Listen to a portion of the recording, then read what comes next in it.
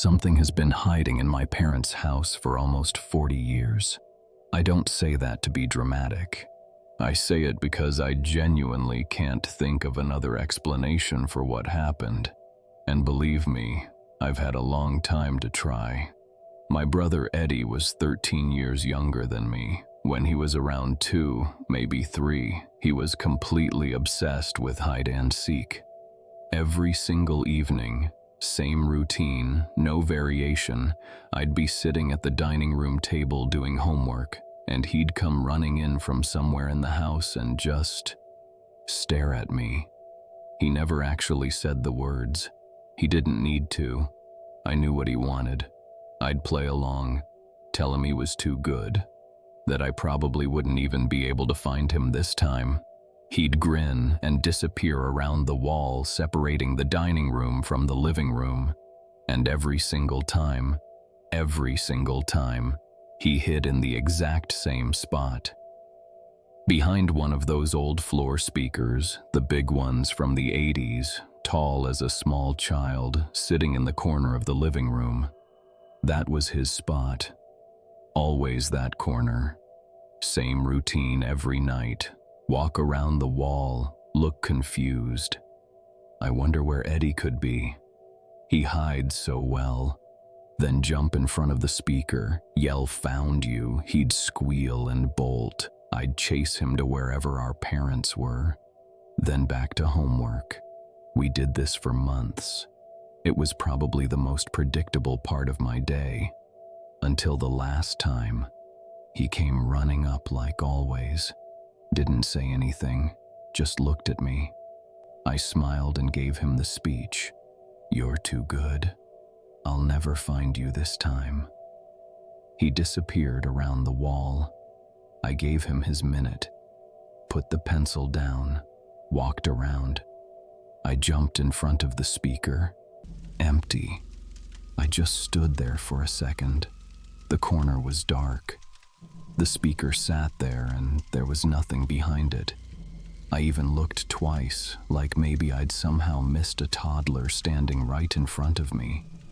And then I heard him giggling, coming from my parents' bedroom, on the completely opposite end of the house, behind a locked door, down a hallway with marble floors I was sitting right next to the entire time.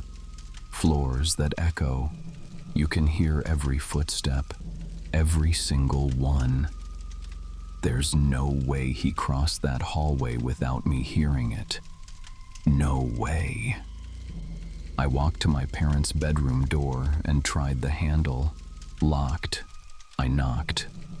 My mom opened it after a few seconds and looked at me kind of confused and asked what was wrong. I asked her if Eddie had just been out in the living room.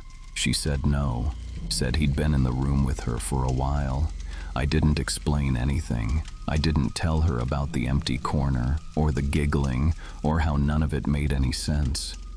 I just asked if I could finish my homework in her room, and she said sure. Eddie was there, sitting on the floor, playing, totally normal. Didn't act strange, didn't even look up at me. I never played hide and seek with him again. I told myself it was a sound trick. Old houses do weird things with acoustics. I was a teenager. I needed it to be something explainable, so I let it be nothing. For about 38 years, I let it be nothing. I'm 37 now. I have 2 kids of my own. My daughter is 7, and she loves to hide when we visit my parents at that same house. The speaker is gone, replaced by a couch now, but she's found her own spots. She's actually a better hider than Eddie ever was. A week ago, I went to pick her up after a visit. Parents were in the bedroom. I let myself in with my key. I figured my daughter was already inside. But as I came through the front door, I heard something from the living room. A small sound. A movement. The kind of noise a child makes when they're trying to stay perfectly still and almost pulling it off. I smiled. walked quietly toward the living room, toward that corner, the exact same corner where the speaker used to sit, and I was already raising my hands to scare her. The front door opened behind me. My daughter came in from outside. Big smile, arms out. She'd been in the front yard the whole time. I turned back to the corner. Nobody there. Same corner, same sound, same house. Just 38 years later. I held her for a minute and didn't say a word. I still haven't said anything. Not to her, not to my parents, not to anyone until right now. I don't know what's been in that corner all this time. I don't know if it was ever actually Eddie at all, but whatever it is, it's still there, still hiding in that same spot, still waiting for someone to come find it. We all ran to the hay bale, but whatever had been standing over my cousin, it was already gone. Let me back up. I was 6, maybe 7. My cousin's house backed up to a wide open field, the kind that goes completely black once the sun drops. A group of us were out there on a snowy evening, probably 9 or 10 at night, playing one last round before we had to come inside. My older cousin was the last one hiding. We'd been searching for maybe 20 minutes, calling his name into the field, getting nothing back.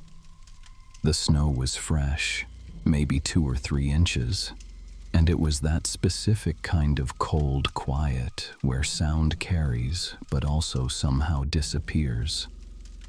You know what I mean, that winter stillness. We kept calling his name. Then from out in the field, pretty far out, we heard a yell.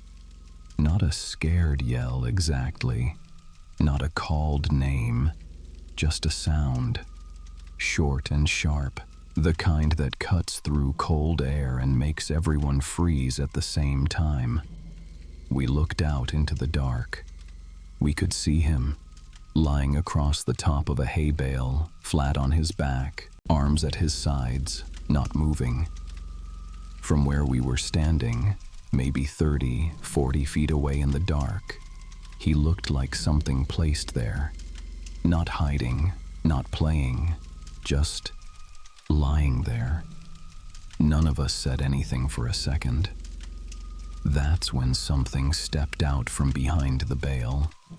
Tall, really tall, and thin in a way that didn't look right.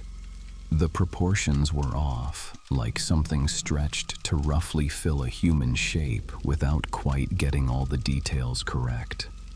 It came around the side of the bale slowly, and then it stopped and looked at us. It just stood there, looking at us, and I couldn't make out a face. It was dark, and it was far, and I'm not sure I wanted to see a face, but the shape was oriented toward us. It was aware of us. That part was clear. Then it seemed to realize we were watching. And it moved. Fast. Way faster than it had been standing there, like 2 completely different things. Away from us, into the dark past the bale, gone in the direction of the trees at the field's edge. Gone before any of us had said a single word. We ran to the hay bale. My cousin was still up there. We shook him. He came around slow, groggy, like he'd been asleep, or like something else. When he sat up, we could see the blood.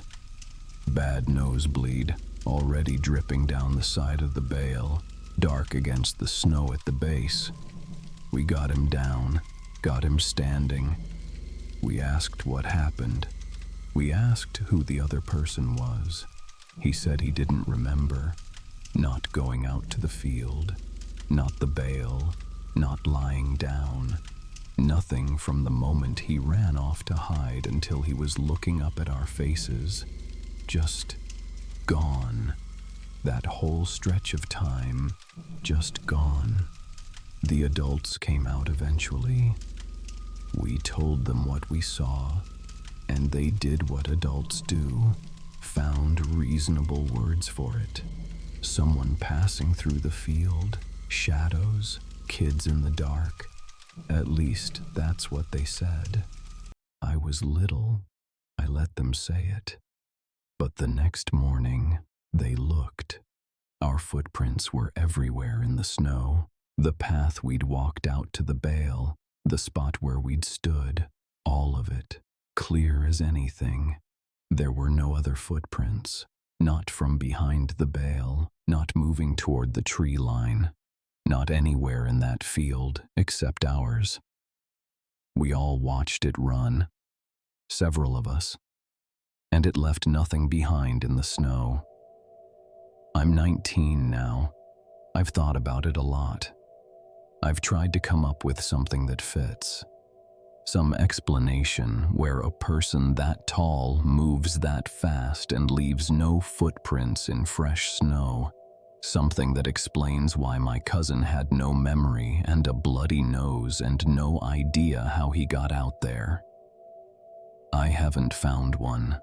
Not a single explanation that fits all of it. And honestly, at this point, I don't think I'm going to.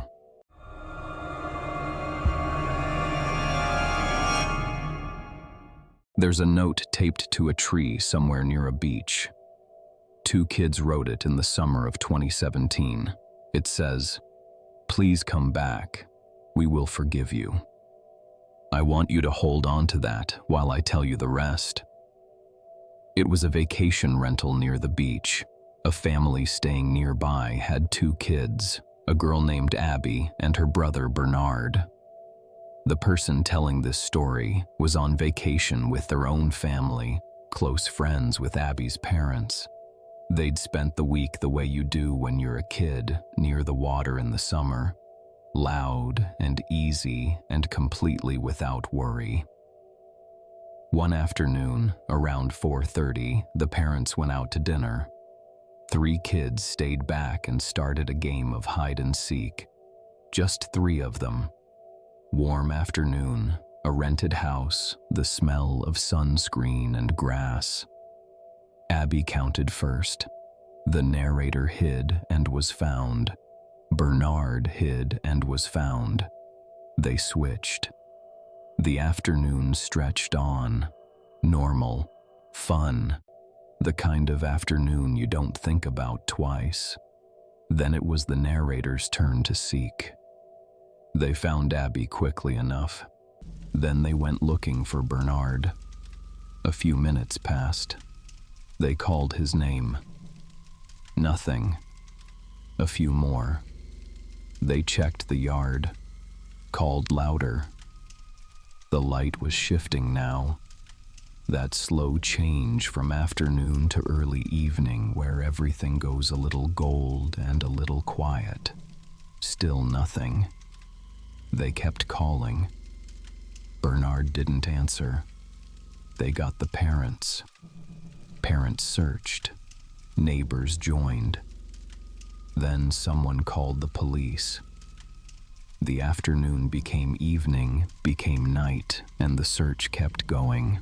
The beach, the road, the woods on the nearby hill that the kids had never once had a reason to visit, but search parties combed through anyway. It was almost midnight.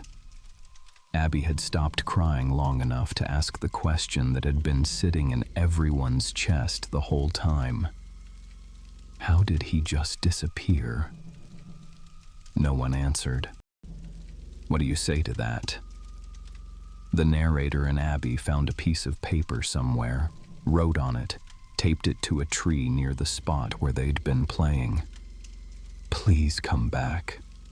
We will forgive you. Like he'd made a choice.